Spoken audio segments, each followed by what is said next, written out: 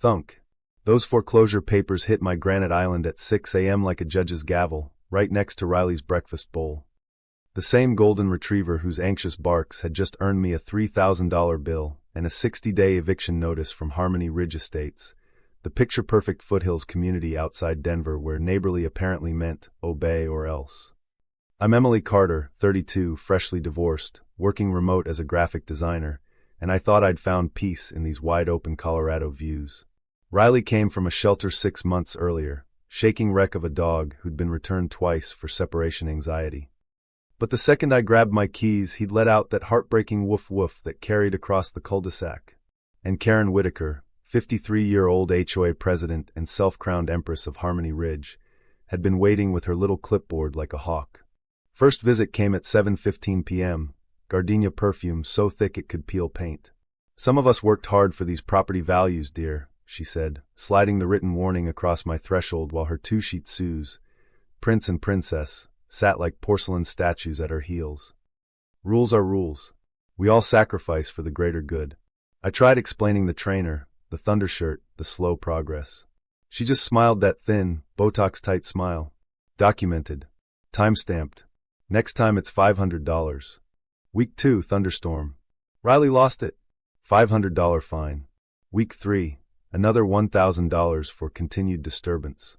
By month for the total hit, $3,000, and the foreclosure threat landed. Meanwhile, the whole neighborhood tiptoed. Mr. Alvarez next door hid his American flag after Karen measured it with a laser level and fined him $250 for being 2 inches too low. Young couple across the street kept their kids' basketball hoop in the garage because recreational noise after 6 p.m. violates aesthetic harmony. There was even a secret group chat called Ridge Rebels, pinging warnings whenever Karen's white Mercedes cruised the streets. What Karen didn't know, what nobody knew, was that 3 months earlier my grandfather, a stubborn wildcatter who'd drilled gas wells all over western Colorado in the 70s, had left me something far more valuable than sympathy. Mineral rights. $2.3 million worth of natural gas leases that ran straight under every manicured lawn in Harmony Ridge. The 2018 developers never bothered buying the subsurface rights. Back then the leases looked worthless. Grandpa's estate lawyer called the day after the foreclosure notice. "Miss Carter, you now own the gas under 41 of the 47 lots, including the one under Karen's 6,000 square foot modest estate." I didn't scream. I smiled. Then I started playing chess.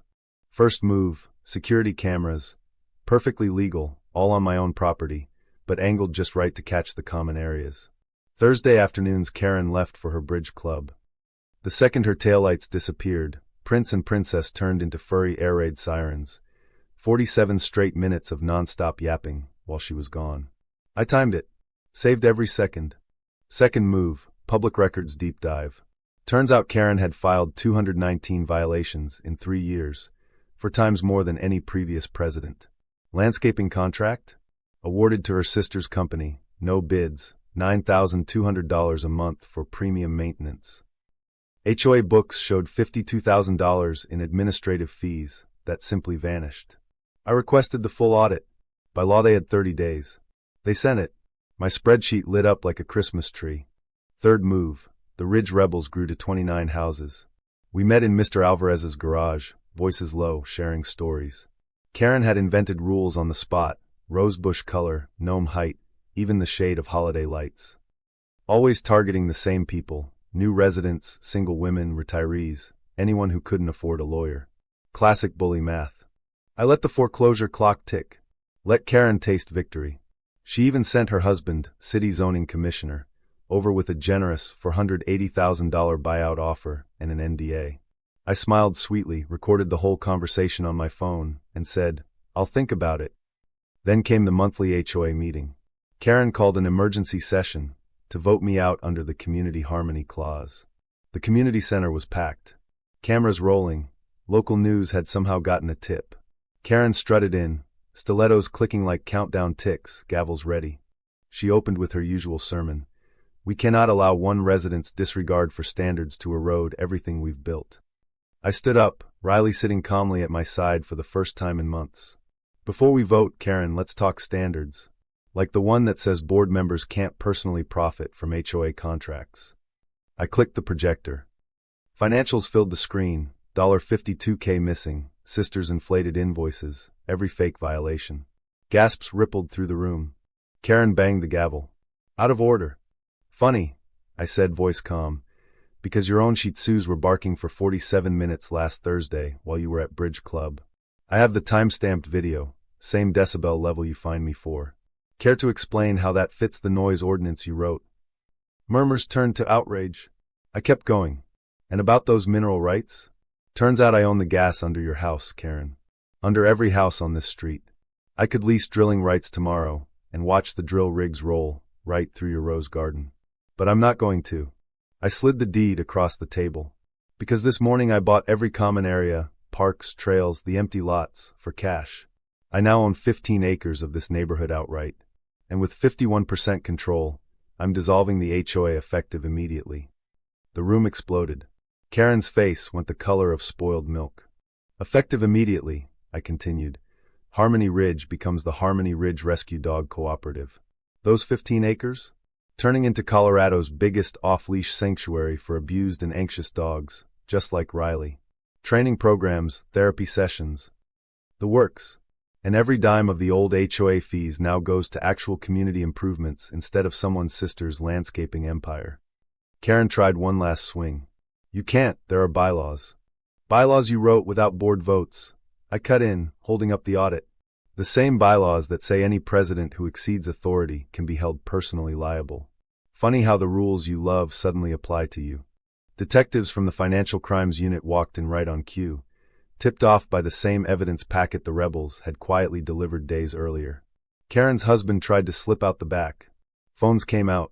News cameras zoomed. 6 months later the transformation is complete. The old no dogs off-leash signs are gone.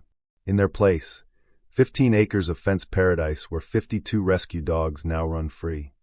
Riley is the unofficial mayor, his anxiety long gone, replaced by a swagger that makes every kid in the neighborhood beg for playtime. Karen? Court-ordered 200 hours of community service at the very sanctuary she tried to kill. You can find her every Saturday morning in designer jeans and rubber boots, scooping poop while ex-neighbors stroll by with their now legal off-leash pups. The irony is so thick you could spread it on toast. Property values didn't tank, they soared. Turns out young families love transparent governance and dog-friendly spaces more than ruler-measured grass. The old HOA fees now fund real things, new playgrounds, veteran pet adoption grants, even a little dog training scholarship in my grandpa's name. So here's the question that still keeps me up at night, and I want your honest take in the comments. True or false, Karen Whitaker was the one who truly abused power in Harmony Ridge, and the karma that hit her was exactly what she earned? Or did the quiet new girl with the rescue dog go too far when she used her inheritance to flip the entire neighborhood? Drop your vote below. And tell me, if an HOA ever came for your pet in your home, what would you do?